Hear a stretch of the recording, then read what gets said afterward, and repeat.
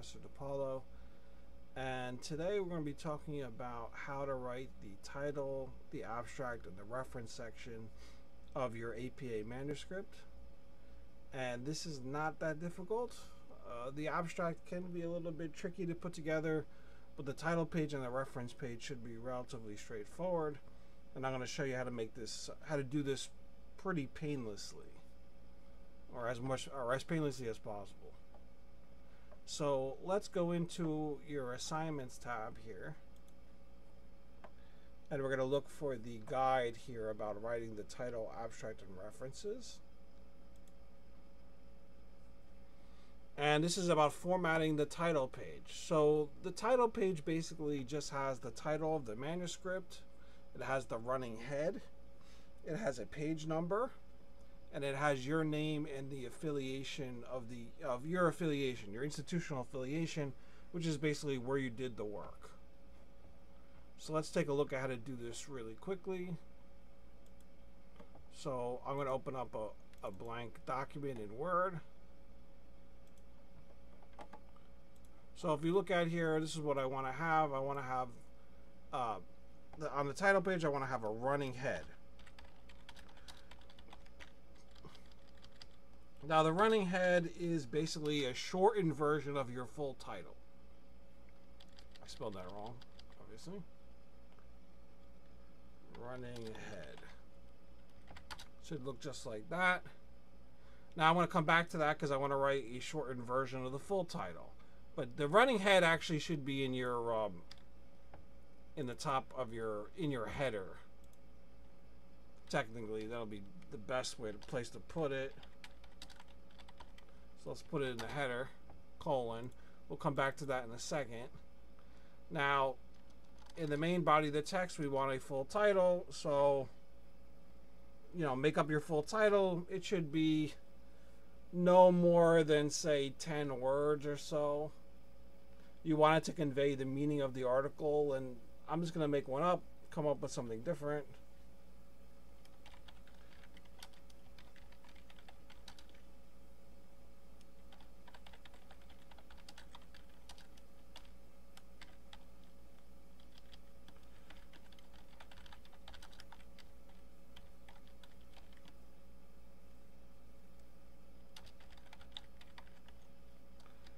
And you capitalize all the major words in the title, and then you want to center it.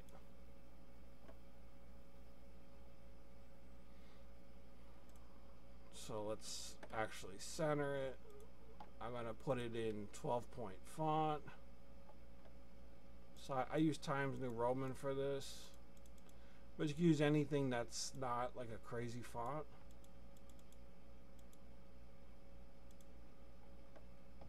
Let's make it 12-point font.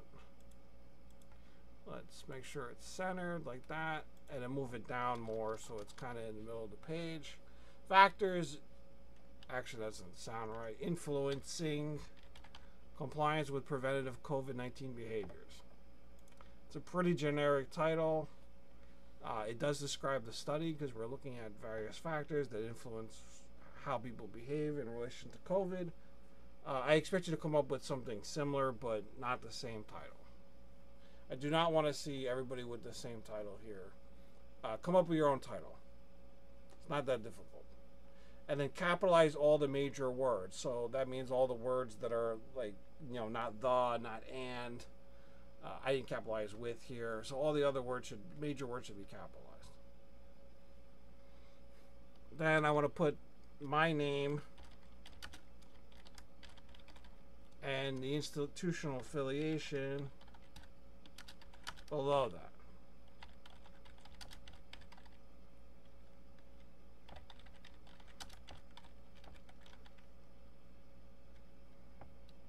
Now the running head should be should be the first couple words of this title. So I'm going to go back to the running head. I'm just going to take the first two words here. Factors. I can take the first 2 or 3 words, doesn't matter. Compliance. And actually this should be in all types. All caps, just to say. Sorry about that.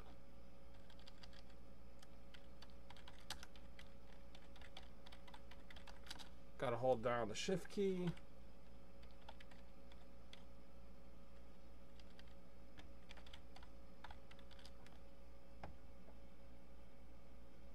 And then in the right hand margin, you want a page number. Like that. So the first 3 words I picked from the full title, I put that as the running head. So running head, colon, factors influencing compliance. Those are the first 3 words here. In the right hand margin of the header, top right hand corner, I put the page number, and you want to do that for every page. And then I have the full title, my name, and the affiliation. And that's it. There's your title page. Nothing special about this. You do not need an author's note. If you were submitting a manuscript to a journal, you would include an author note, which would talk about there's no conflict of interest or whatever funding you had, just to let the manuscript know, you know, I was paid X amount of money by NIH or NSF or some external organization, all that stuff, right? You don't need that here because we're not submitting this for a publication. So there's your title page, pretty simple. Now the abstract is going to be a little bit more difficult. It's not that difficult, but it's a little bit more difficult. So let's look at the instructions for the abstract. So the abstract should have 2 to 3 sentences. I would say a good 2 sentences talking about the objective and purpose of the research. And then 1 or 2 sentences talking about the methodology.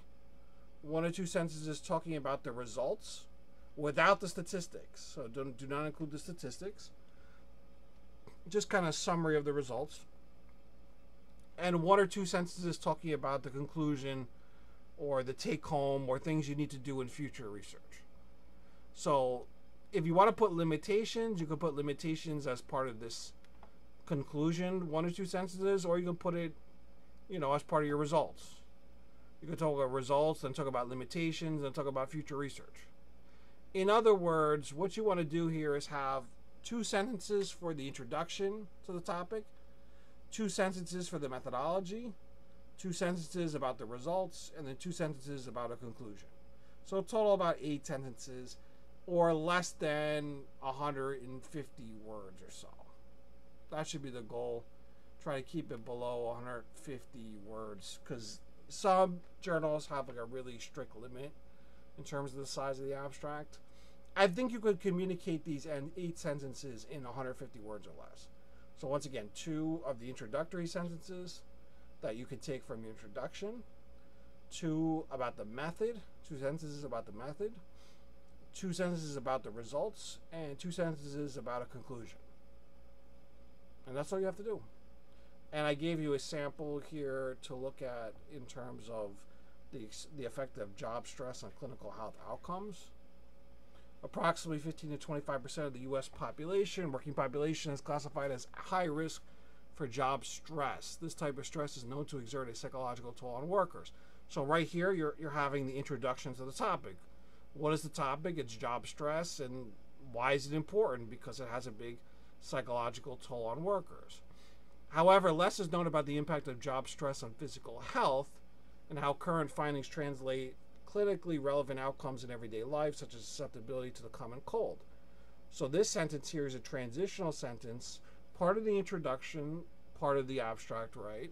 But it's basically justifying why you're doing this research. You don't need that, but it's nice to have because it identifies like this study is different than other studies. Now, in our study, our class study, it's not tremendously different than what other people have done.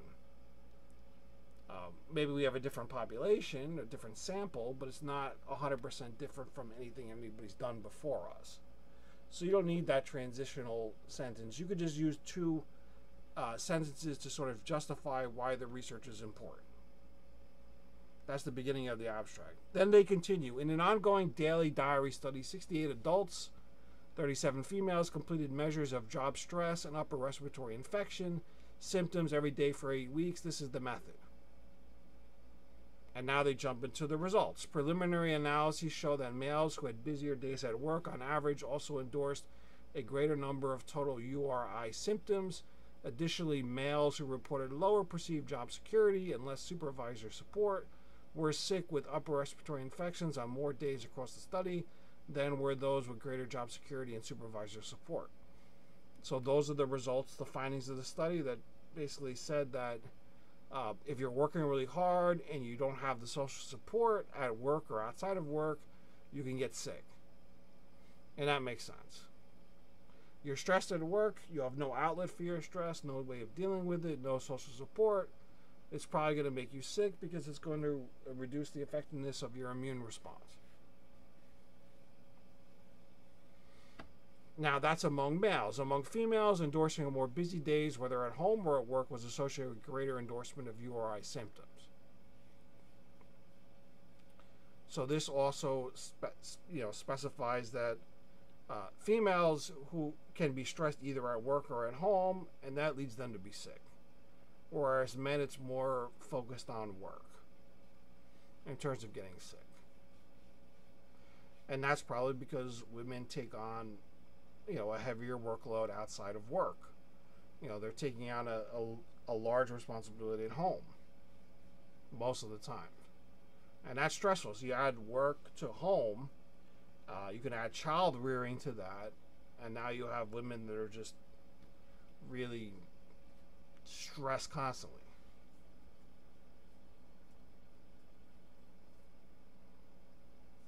So those are the findings. Now, what do those findings mean? That should be your last two sentences. The findings expand our understanding of links between job stress and immune functioning by elucidating effects on a clinically relevant health outcome. So basically what this conclusion is saying is we're doing something that you haven't done before, and we're looking at stress and a clinical relevant outcome, and we're showing that these results are important. So that last sentence is just sort of ties it together by saying these are interesting findings and this study is important and we're doing something that other people haven't done. Now, in our current class study with the survey, it's nothing that's tremendously mind altering or earth shattering that we're doing, but there are relevant outcomes, especially focusing on the significant result, which is the positive correlation between health anxiety and fear of future pandemics. There's some relevance to that, especially considering our sample, which is primarily young. That even young people got really nervous about the pandemic, and they continue to be nervous about the pandemic and things that could happen in the future, especially when they are high on health anxiety. So they're worried about their health. They're going to definitely be worried about future pandemics. It's not just senior citizens and people with severe illnesses that are worried about the pandemic or possibly future problems, future pandemics. It's young, educated people as well that are high in health anxiety. So how do we translate that fear of future pandemics into proactive behavior? Just because you're afraid of something that's going to happen in the future doesn't mean you're going to follow all the health guidelines. There's plenty of people that are afraid of things and they do nothing. They don't follow the guidelines. They're not wearing masks. They're not socially distancing. They might even go out, but they might be worried all the time. But they still don't follow the guidelines. And there's also plenty of people that react, overboard on it, where they're just kind of isolating. Well, I'm not going to even wear a mask. I'm not going to even chance it. I'm not going to even go out. And that's not helpful either, because young people that are not socializing, that's going to have a negative long-term consequence, impact. Because socializing is not going on your smartphone and, going on to making TikToks. This is not just socializing. That's, I guess, a creative outlet, if you want to call it that. You may not want to be that generous in calling TikTok a creative outlet, but that's something different than actually socializing. What happened to people hanging out, seeing each other, talking face to face? Well, during the pandemic, that didn't happen. And that will presumably have a negative effect moving forward among adolescents who need that face-to-face social interaction. At least that's what all the research has shown previously. adolescents need contact. They need socializing. They need to go have fun. They need to go hang out with their friends. And if you have people that are high on health anxiety and they're just kind of being really restrictive, and they're saying, oh, I'm so worried about this. I'm so worried. I'm so worried. I'm so worried. I'm still worried. 2 years later, I'm still worried. COVID's still here. Will I ever be able to go out and do these things again? You have young people doing this, isolating themselves, staying home because they're worried about getting sick, or they're worried about getting a family member sick, which is, that's reasonable. But at the same time, if you take precautions, the probability of you getting severely ill or someone else getting severely ill is very low. And there's a lot of benefits to going out and meeting people and doing things and not just isolating. So this is a really curious result, that we have people that are high on health anxiety and they're afraid of future pandemics, and they're probably still afraid of COVID. And then the next study that we could run would be drilling down on that population. So, can we find these people and can we figure out what they're doing right now and how they're behaving? Is that population also taking, drinking more, consuming more alcohol, consuming more drugs? Because we've seen patterns of that during COVID. Alcohol consumption is up, recreational drug consumption is increased. And is that what's happening here? Or imagine the stress of just being afraid to basically do anything because of COVID. And not just being cautious because you may be around elderly people that are immunocompromised and you don't want to get someone sick, but at the same time, being so afraid that it paralyzes you, that has negative impact in your life, could be for years.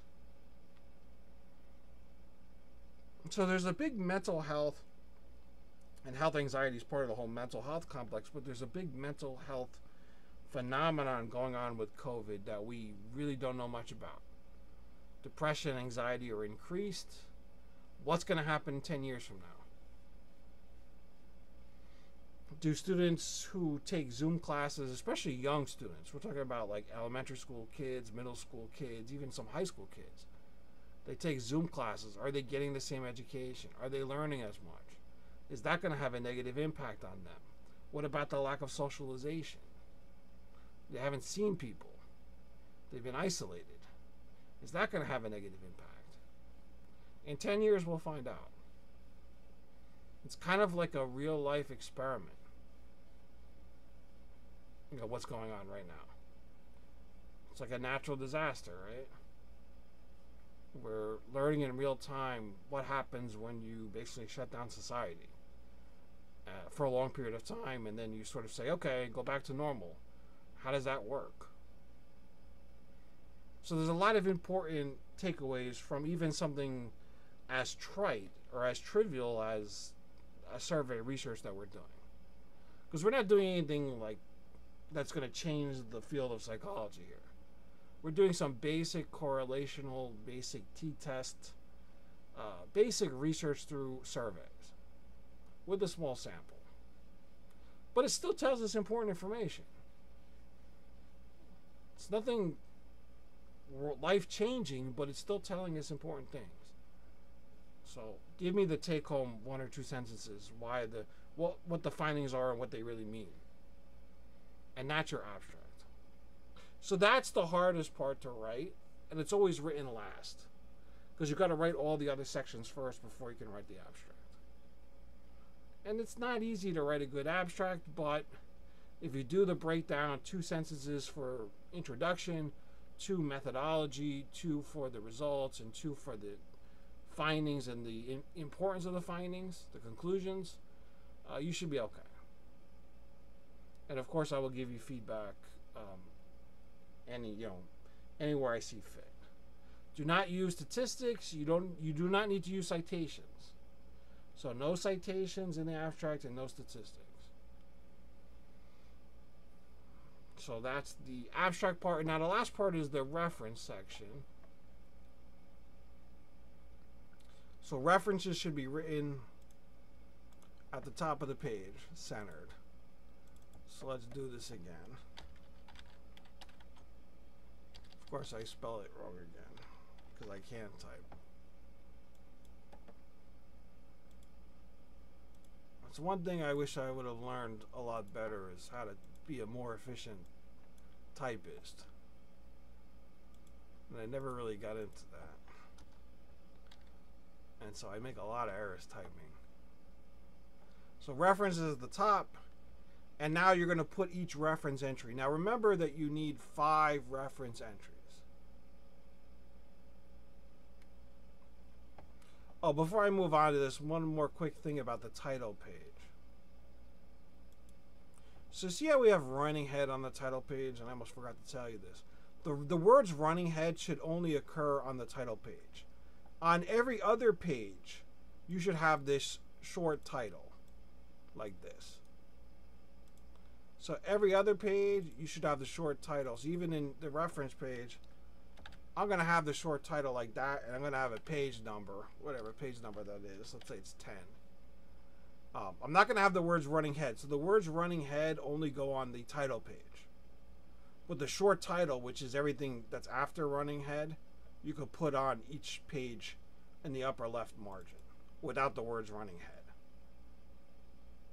Now that requires a little bit of copying and pasting magic, but I'm sure you can figure that out. How to take a running head off just off the top page, the title page. Leave the running head on the title page and take it off every other page. And of course, page numbers in the upper right. So I just wanted to point that out. So how do we do references? So one way is you can write them out manually like this, what this guide is talking about, journal articles. An easier way is just do Google Scholar. Now you should have a minimum of 5 references, because you should have that for the introduction, 5 references. Make sure you have a minimum of 5 or more references. I like Google Scholar for this. And there's all other ways to do this too, but with a short number of references, you could do it easily through Google Scholar.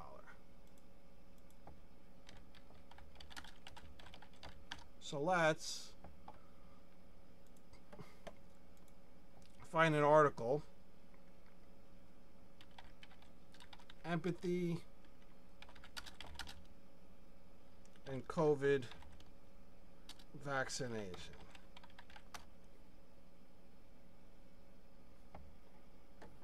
Okay, so let's say I use one of these articles here.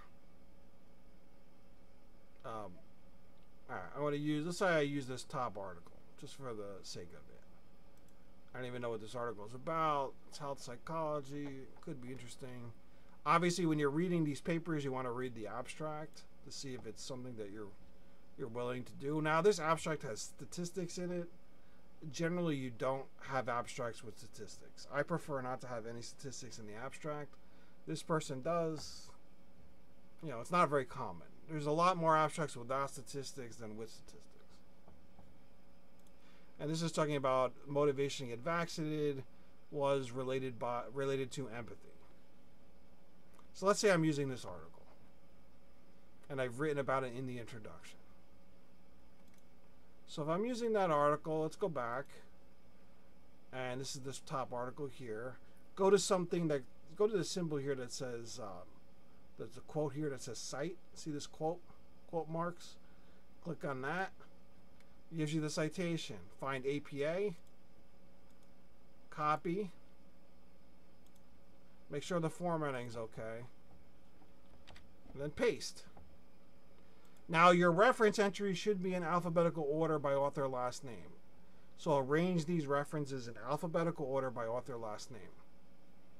The second and subsequent line of each reference entry should be indented. So make sure you format it correctly. Cut this out. Indent like that.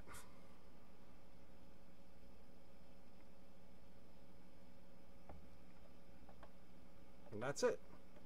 There's your reference entry. Now let's try another one. Let's say I use this one here. Vaccinating to Protect Others talks about empathy.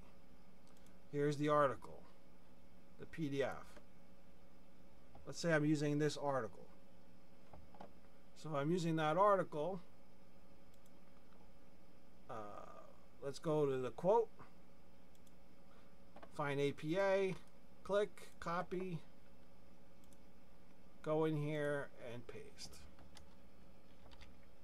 Now this is D, so D goes before P, so I want to make sure that this is actually above P, because D is ahead of P. Make sure the second and subsequent lines are all indented. So I need to indent this like that.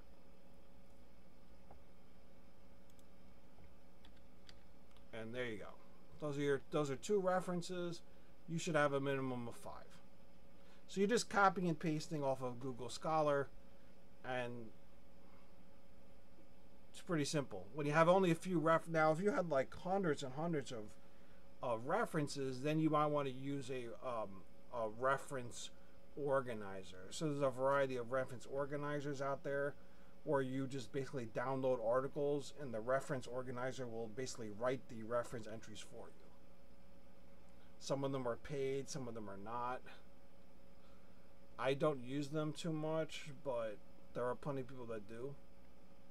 They save all the articles and then they break in all the references that that reference organizer makes. Google Scholar, though, if you have only a few references, Google Scholar will do it for you. And you just copy and paste, and once you're done with your references, you're done. Now you have your title page. Let's look at the title page again. Remember, running head only on the title page. The short title, which is the first few words of the full title. So write your full title first. Your full title should be between 10 and 14 words. Could be a little bit less in this case. But it should not be longer than, say, 10 or 14 words. Your name and your institutional affiliation. The page number in the upper right header of every page. The short title will go in the upper left header of every page. The words running head only occur on the title page, but the short title here occurs on every page. So that's your title page. Then you have your abstract, which I just mentioned.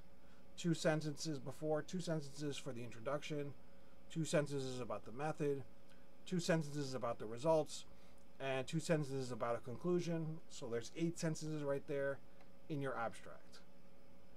And then finally your reference page, like this, copy and paste from Google Scholar. Put it in alphabetical order by author last name, and you could make these 12-point fonts if they're not already. I may have to format it differently here. Let me format it, Times New Roman. You gotta play around to get the formatting right.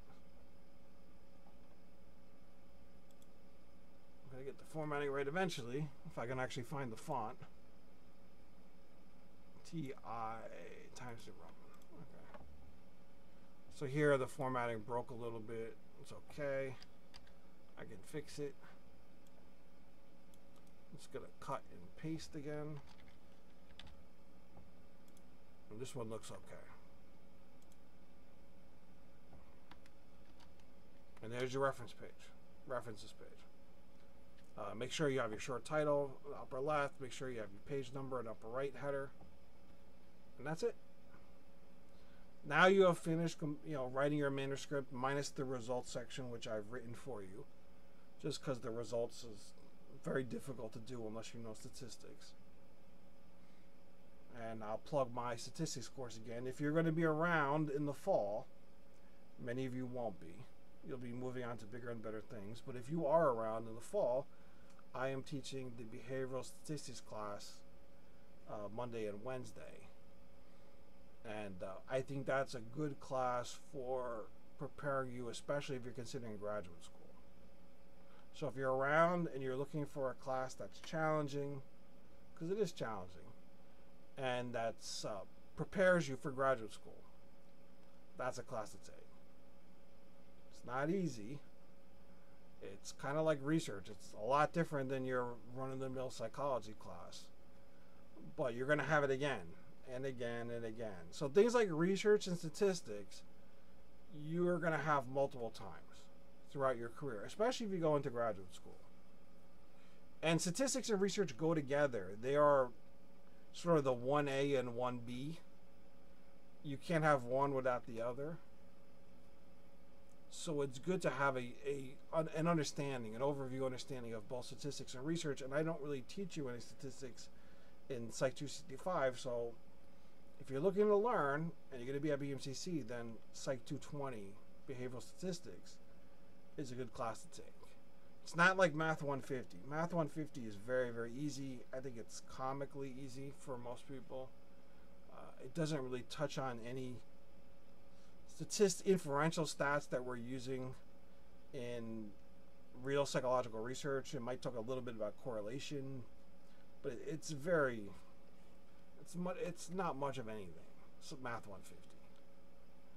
So if you take Psych 220, you're going to get a much more in-depth understanding of statistics, when to do the different statistical analyses, how to do them, and this is going to help you especially if you're considering graduate school. And that means graduate school in anything. It doesn't have to be psychology. It could be a master's program. It could be clinical. You're still going to have to take statistics and research. You just can't avoid it. So, if you're around, Psych 220 in the fall. If you're not around, then you're going to move on to bigger and better things, and you're probably going to be taking statistics and research method again at the four-year college.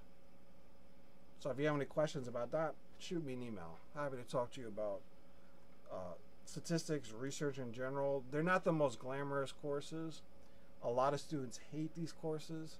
They think that I'm a very hard professor, that I make the students suffer, and that I'm making you do so much work and so many readings and, all that stuff, right? But that's not the case. Yes, it's a lot of work, but it requires a lot of work to get this sort of understanding that you need to really bring with you to future courses. And I get the mentality that, look, it's going to get harder. It's going to get a lot harder than BMCC. And I consider these like transitional courses. This is a taste of something you're going to get more at the four-year college. And then when you're at the four-year college, it's going to get harder if you go to graduate school. Nothing is easy. Everything's a lot of work. So put your head down, keep a positive mentality, ask questions when you need to, and I think it'll be fine. You'll get through the course, and then you'll go to the senior college, and you'll take it again, and you'll remember some things and say, "Oh, I had this before. Professor DePaulo made me do this." So I remember a little bit about it. You're not going to be an expert, but you're going to take some of it with you, and it's going to be helpful. So at least that's the goal that I have for you. So that's it for the walkthrough of the title, the abstract, and the references. If you have any more questions, you can either send me an email or send me an email to set up a Zoom appointment. Whatever you want to do, I'll be happy to help you as much as I can. And hope you enjoyed that. Hopefully this helps you write an effective title, abstract, and reference section. And I'll see you online soon.